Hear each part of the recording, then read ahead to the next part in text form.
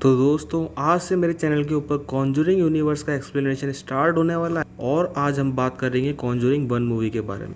Movie की start होते ही हमें एड और लॉरेन वॉरेन दिखाए जाते हैं जो कि एक कॉन्फ्रेंस में पब्लिक को अपने सुपरनैचुरल एक्सपीरियंस के बारे में बताते हैं। नेक्स्ट सीन में हमें दिखाया जाता है कि कैरोलिन पेरेंट और रॉजर पेरेंट अपनी फैमिली के साथ नए घर में शिफ्ट हो रहे होते हैं। उनके सभी बच्चे घर में चले जाते हैं बट उनका डॉग अंदर नहीं जाता और वो काफी डरा होता है। उनकी 5 बेटियां होती हैं, उनका नाम एंड्रिया, नैन्सी, क्रिस्टियन, सिंडी और अप्रैल। अप्रैल को घर के पास एक पेड़ के नीचे एक टॉय मिलता है। बाकी सभी लड़कियां हाइड एंड सीक खेलने लगती है। अब अचानक उनसे एक वुडन प्लांक टूट जाता है जिसके पीछे एक बेसमेंट होता है। जब उनके फादर उसे चेक करने के लिए जाते हैं तो उसे वहाँ पर बहुत पुरानी चीजें मिलती हैं और एक पियानो भी मिलता है। अगली सुबह जब कैरोलिन उठती है तो उसके पैर में काफी सारे चोट के निशान मिलते हैं और उनके घर की सारी घड़ियां 3:07 पर रुकी होती हैं। उनकी बेटी अप्रैल को बाहर उनका डॉग मरा हुआ मिलता है और वो ये देख करके काफी परेशान हो जाती है। फिर नेक्स्ट सीन में हमें एड वॉरेन को दिखाया जाता है जो कि अपने घोस्ट म्यूजियम के अंदर रिपोर्टर के साथ होते हैं। अब एड वॉरेन रिपोर्टर से बोलते हैं कि इस म्यूजियम में सारी चीजें हॉन्टेड हैं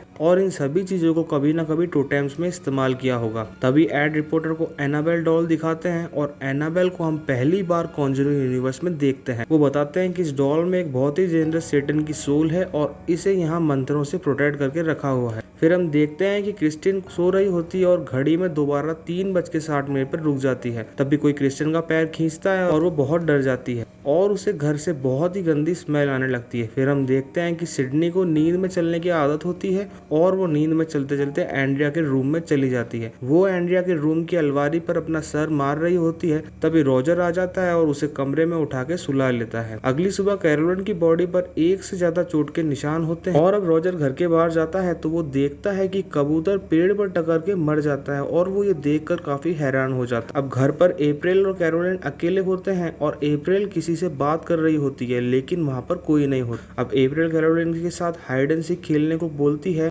और कैरोलिन उसे ढूंढती ढूंढती एंड्रिया के रूम में जाती है तो वहाँ ड्रॉर अपने आप ओपन हो जाता है और ड्रॉर में से कोई हाथ को बाहर निकाल कर क्लैप करता है और ये देख वो काफी शॉक हो जाती है बट इसे वो जल्द ही इग्नोर कर देती है। अब क्रिस्टियन अपने रूम में सो रही होती है और दोबारा कोई उसका पैर खींचता है और इस बार वो काफी ज्यादा डर जाती है और अब वो देखती है कि डोर के पास कोई खड़ा है और उससे बोलता है कि वो उसे और उसकी पूरी फैमिली को खत्म कर देगा। और नैन्सी भी उसके साथ ही होती है लेकिन नैन्सी को वहाँ पर कोई दिखाई नहीं देता। फिर सुबह वो ये सब रॉजर और अपने पूरे परिवार को बताती है। फिर हम कैरोलिन को देखते हैं जिसकी पूरी बॉडी चोटों के निशान से भर जाती है। तभी उसे कमरे से बच्चों के खेलने की आवाज आती है और जब वो चेक करने के लिए जाती है तो सभी बच्चे अपने रूम्स में सो रहे होते हैं। फिर अचानक वहाँ पर कुछ अजीब होता है और घर की सारी फोटोज अपने आप गिरने लगती है और अब कैरोलिन को एक बच्ची की आवाज आती है। जब वो चेक करने जाती है तो बेसमेंट का डोर अपने आप ही ओपन हो जाता है और जब कैरोलिन बेसमेंट के अंदर जाती है तो उसे वहाँ पे किसी की प्रेजेंस महसूस होती है और जब वो बेसमेंट से जाने लगती है तो बेसमेंट के डोर अपने आप ही क्लोज हो जाते हैं और अब कैरोलिन सीढ़ियों से गिर जाती है। तभी कोई उसकी तरफ बॉल फेंकता है और वो दोबारा भागने की कोशिश करती है लेकिन तभी वहाँ पर पूरा अंधेरा हो जाता है और जब वो माचिस जला के उजाला करती है तो उसके पीछे एक लड़की होती है जो उसे बार बार क्लैप करके डराती है। अब कैरोलिन वहीं पर फंस जाती है। फिर सिडनी दोबारा अपने सर को एंड्रिया के रूम की अलमारी पर पटक रही होती है। फिर एंड्रिया उसे अपने साथ सुला लेती है। फिर अचानक ड्रॉर का गेट ओपन हो जाता है और एंड्रिया उसे अलमारी को चेक करने लगती है। तभी अलमारी के ऊपर उसे एक औरत का घोस्ट दिखाई देता है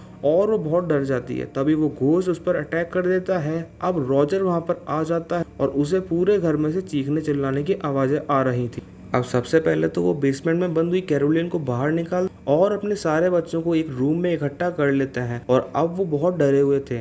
अब एक यूनिवर्सिटी दिखाई जाती है जिसमें एड वॉरेन एग्जॉर्सिज्म के ऊपर लेक्चर दे रहे हो और वहीं कैरोलिन भी मौजूद थी। अब लेक्चर ओवर होने के बाद कैरोलिन एड और लॉरेन से मिलती है और उन्हें अपने घर पे आने के लिए रिक्वेस्ट करती है और वो इस पर अग्री हो जाते हैं। अब एड और लॉरेन वॉरेन उनके घर पर चले जाते हैं। अब कैरोलिन और रॉजर उन्हें सारी बातें बता देते हैं। वो बताते हैं कि 3:07 पे उनके घर की सारी घड़ियां बंद हो जाती थी और घर में से अचानक से बुरी स्मेल आने लगती थी और बाहर कबूतर रोज मरे पड़े मिलते। अब एड उन्हें बताता है कि ये सब घर में शैतान की मौजूदगी पर इशारा करते थे। अब वो लोग बेसमेंट में जाते हैं और वहां जाने पर लॉरेन समझ जाती है कि घर में कुछ तो बुरा है। एड कैरोलिन का इंटरव्यू लेकर उसे रिकॉर्ड कर लेता है। दूसरी तरफ लॉरेन अप्रैल से उसके फ्रेंड के बारे में पूछती जिस पर अप्रैल उसे वही टॉय देती है। अब लॉरेन टॉय में म्यूजिक प्ले करती है। वो देखती है कि उस मिरर में एक छोटे बच्चे की सोल है और वो उसी बच्चे रोरी की सोल थी जिसको लेकर वो अप्रैल से पूछ रही थी। फिर वो उस पेड़ के पास जाती है जहाँ पर अप्रैल को वो टॉय मिला था और वहाँ पर लोरेन को एक घोस्ट हैंग हुआ दिखाई देता है जो इस फैमिली को परेशान कर रहा था। अब लोरेन उनको बताती है कि इस घर में बहुत बुरे सेटन का कब्जा है और ये सेटन बहुत ज्यादा ताकतवर है। अब वो बताती है कि ये कैरोलिन की फैमिली के पीछे पड़ चुका है और अगर अब वो घर खाली भी कर देंगे तो वो शैतान उनका पीछा नहीं छोड़ेगा। अब एड उन्हें बताता है कि उन्हें यहाँ पर एग्जॉर्सिज्म करना होगा और इसके लिए उन्हें चर्च से परमिशन लेनी होगी। अब लोरेन उन्हें बताती है कि यहाँ पर बहुत सारी सोल्स है बट उनमें से एक सोल बहुत बुरी है और एड उस रिकॉर्डर को प्ले करता है जिसमें उसने कैरोलिन का इंटरव्यू लिया था तो उसमें उसे बस अपनी ही आवाज सुनाई देती है। अब लोरेन एड को इस घर का हिस्ट्री बताती और वो बताती है कि इस घर को एक आदमी ने अपने फार्म हाउस के तौर पे बनवाया था और यहाँ पर उसे एक औरत के साथ शादी की जो कि ब्लैक मैजिक में बिलीव करती थी और उसे यहाँ पर परफॉर्म भी करती। उस लेडी का नाम बाशिबा था और इसने अपने 7 दिन की बच्ची को जलाकर सेटन को सैक्रिफाइस कर दिया और ये सब उसके हस्बैंड ने देख लिया था और ये देखकर उसने पेड़ पर फांसी लगा ली थी। इस इंसिडेंट के बाद इस घर में बहुत सारी डेथ्स हुई थी जैसे कि रोरी नाम का एक बच्चा गुम हो गया था और उसके गम में उसकी मॉम ने घर के बेसमेंट में सुसाइड कर ली। वो लोग जब बात कर रहे होते हैं तभी अचानक से वो प्लेयर प्ले हो जाता है और अब एड की आवाज के साथ घोस्ट की आवाज भी आने लगती है और उस वक्त टाइम भी 3:07 हो रहा था। अगले दिन एड और लॉरेन रॉजर्स के घर पर सबूत इकट्ठा करने के लिए जाते हैं। इस बार वो अपने साथ पुलिस ऑफिसर की हेल्प भी लेते हैं और उसके साथ एक लड़का ब्रैड भी था। अब वो घर के चारों ओर कैमरास और रिकॉर्डर्स लगा देते हैं। अब घर के अंदर लॉरेन रॉजर की एक फैमिली फोटो देखती है और वो अपनी पावर से समझ जाती है कि उन्होंने इस फोटो को जब कैप्चर किया होगा तो वो उनकी जिंदगी का काफी खास लम्हा रहा होगा। एड सारे रूम्स में होली वाटर छिड़क देता है ताकि अगर वहाँ कोई भी सोल हो तो उसे इससे हर्ट हो और वो किसी भी तरीके का इशारा समझ जाए। अब बेसमेंट का डोर ओपन हो जाता है और वहाँ जाकर वो देखते हैं तो उन्हें वहाँ पर कुछ भी नहीं मिला। लेकिन जब वो बेसमेंट से बाहर आते हैं तो बेसमेंट का डोर अपने आप ही बंद हो जाता है। उस रात तो उन्हें वहाँ पर कुछ भी सबूत नहीं मिलता। अब अगली सुबह वो लोग खुशी से ब्रेकफास्ट कर रहे होते हैं जिस पर एड उन्हें बोलती है कि वो लोग रेस्ट कर लें और एड और लोरेन सब संभाल ले। अब लोरेन कपड़े उतार रही होती है तभी उसे वहाँ पर बाशिबा का सोल दिखाई देती और अचानक वो कपड़ा वहां से उड़ करके कैरोलिन के बेडरूम की खिड़की चिपक जाता है और जैसे ही वो कपड़ा हटता है तो लोरेन को वहां बाशिबा की सोल नजर आती। इससे पहले कि लोरेन वहां पहुंचती बाशिबा कैरोलिन को पजेस कर लेती और अब वहां पर सेटन ने पूरी तरह से कब्जा कर लिया था। अब पुलिस ऑफिसर को एक बच्ची की आवाज आती है तो वो जब चेक करने के लिए जाता है तो उसे वहां पर एक नौकरानी का घोस्ट नजर आता और वो उसे काफी डरा देता है। फिर सिडनी नींद में चलते चलते एंड्रिया के रूम में चली जाती है और तभी उस रूम का डोर बंद हो जाता है। जब सिडनी नींद में चल रही होती है तब सारे कैमरास उसकी पिक्चर्स कैप्चर कर लेते हैं यानी कि उसके साथ में उस वक्त कोई और भी मौजूद। अब एड सिडनी को ढूंढने लगता है और उसे एक टूटी वॉल के पीछे उसे सिडनी की आवाज आती और उसे वहाँ सिडनी मिल जाती। अब अप्रैल लॉरेन को बताती है कि जब भी रोरी डरा हुआ होता है तो वो उसी वॉल के पीछे जाकर छिपता। अब ये सुनकर लॉरेन फौरन उस वॉल के पास पहुंच जाती है और उसे वहां पर बच्चों के काफी सारे टॉयज मिलते हैं। उसे वहां पर वो रस्सी भी मिलती है जिसे लटककर बाशिबा ने सुसाइड की थी। अब अचानक से वहां पे वॉल की लकड़ी टूट जाती है और लॉरेन गिरकर बेसमेंट में पहुंच जाती है। अब लॉरेन उस टॉय के मिरर में चेक करती है तो उसे रोरी की मदर की सोल दिखाई देती है जो कि रो रही होती है। रोरी की मदर का घोस्ट लॉरेन से बोलता है कि उसने उससे ये सब करवाया और ये कहते ही वो डिसअपियर हो जाता है। वहीं पर बाशिबा का घोस्ट लॉरेन को बहुत हॉन्ट करने लगता है और लॉरेन वहां से भागता भी उसके गले का लॉकेट टूटकर वहीं गिर जाता है जो कि उसे उसकी बेटी जूडी ने दिया था। लॉरेन वहां से भागकर बाहर आती है और वो उन सबको ये बताती है ये सभी घोस्ट सिर्फ बच्चों की माओं पर हावी होते हैं और उन्हें पजेस करके उन्हीं के हाथों उनके बच्चे की जान ले लेते हैं। जहाँ पर वो उन्हें बताती है कि अब वो सोल्स कैरोलिन को पजेस कर रही है और उसकी बॉडी में चोट पे निशान भी उसी का सबूत है। तभी सारे क्रॉस जमीन पर गिर जाते हैं और वो सोल नैन्सी के बाल पकड़कर उसे घर में खींचने लगती है लेकिन वो लोग नैन्सी के बाल काटकर उसे बचा लेते हैं। और अब रॉजर्स अपनी फैमिली के साथ घर छोड़ के जाने लगता है बट एड उसे बोलता है कि उन्हें सबूत मिल चुके हैं और अब वो ये सबूत चर्च को दिखा करके यहाँ एग्जॉर्सिज्म कर सकते हैं। और अब लॉरेन को अपनी बेटी जूडी की आवाज आती है और वो देखती है कि जूडी की डेड बॉडी तालाब में तैर रही और वो काफी डर जाती है।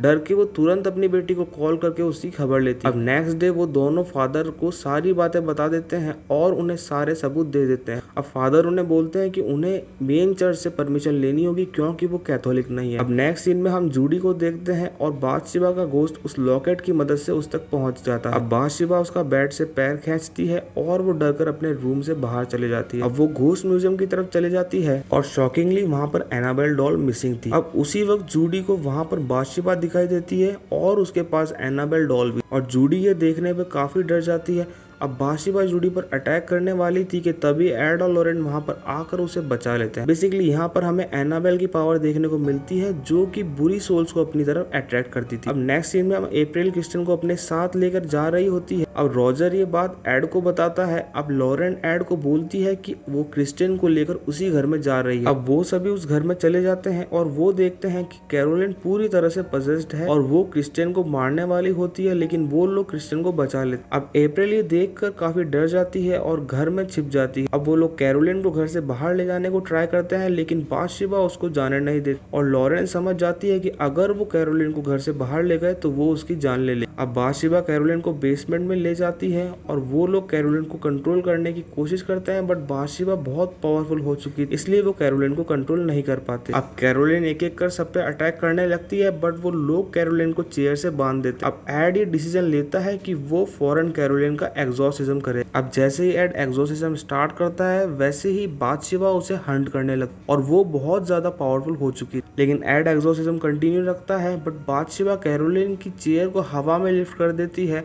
और जमीन पर गिरा के उसे आजाद कर देती है। अब बाथशेबा एड को मारने की कोशिश करती है पर वो उसे मार नहीं पाती और पुलिस ऑफिसर को भी अप्रैल मिल जाती है, लेकिन तभी कैरोलिन को अप्रैल का पता चल जाता है और वो उसे मारने के लिए ट्राई करती है, लेकिन तभी एड वहां पर आ जाता है और वो एग्जॉर्सिज्म को कंप्लीट कर देता है और वो बाथशेबा को कर्स करता है कि वो यहाँ से चली जाए और वो इस पे अग्री हो जाती है। बट वो सेटन अब कैरोलिन की बॉडी से जा नहीं रहा था, लेकिन अब रॉजर और उसकी फैमिली कैरोलिन की हेल्प करते हैं और उसे अपनी पुरानी मेमोरीज याद कराते हैं ताकि वो पावरफुल हो। फाइनली कैरोलिन की फैमिली का प्यार उससे जीत जाता है और वो सेटन कैरोलिन की बॉडी से निकल जाता है और अब कैरोलिन एकदम नॉर्मल हो जाती। तभी अप्रैल लॉरेन को उसका टूटा हुआ लॉकेट वापस दे देती है। अब लास्ट सीन में हम एड को देखते हैं जो कि उस हॉन्टेड टॉय को अपने म्यूजियम में रख रहे होते हैं और मूवी यहीं पर एंड हो जाती है। तो गाइस अब बात कर लेते हैं इस मूवी की रियल स्टोरी के बारे में। ईयर 1970 की बात है। रॉजर की पूरी फैमिली एक फार्म हाउस में शिफ्ट होती है जो कि हॉरेस विलर रोड के आइलैंड पे स्थित था और रॉजर को कुछ दिनों बाद ही यहाँ पर घोंसले एक्सपीरियंस होने लगता है। ये फार्म हाउस ऑलमोस्ट 200 एकड़ का, लोकल विलेजर्स उसे ओल्ड आर्नोल्ड स्टेट नाम से भी जानते थे। जब रॉजर्स के साथ ये प्रॉब्लम बढ़ने लगती है तो वो ये केस एड और लॉरेन को बताता है, जिस पर वो उसकी हेल्प करके उसे बचाता है। कई लोगों का कहना है कि वो घर अभी भी हॉन्टेड है और जब वो लोग जंगल के रास्ते से बाहर जाते हैं तो उन्हें अभी भी बाथशेबा का गोश्त हैंग हुआ दिखता है। अब कई थ्योरीज का तो ये भी कहना है कि वो घर नहीं बल्कि उसके बाहर लगा पेड़ हॉन्टेड है। उसके पास सिडनी को टॉय मिला। लॉरेन का कैरेक्टर निभा रही वेरा फर्मिगा ने भी ये बताया था कि जब वो लास्ट डे शूट से लौट रही थी तो उनके हाथ पे कुछ चोट के निशान। हम वीडियो को यहीं पर ओवर करते हैं और मिलते हैं कॉन्जरिंग यूनिवर्स के पार्ट 2 में, जहां पर हम एनाबेल मूवी को रिव्यू करेंगे।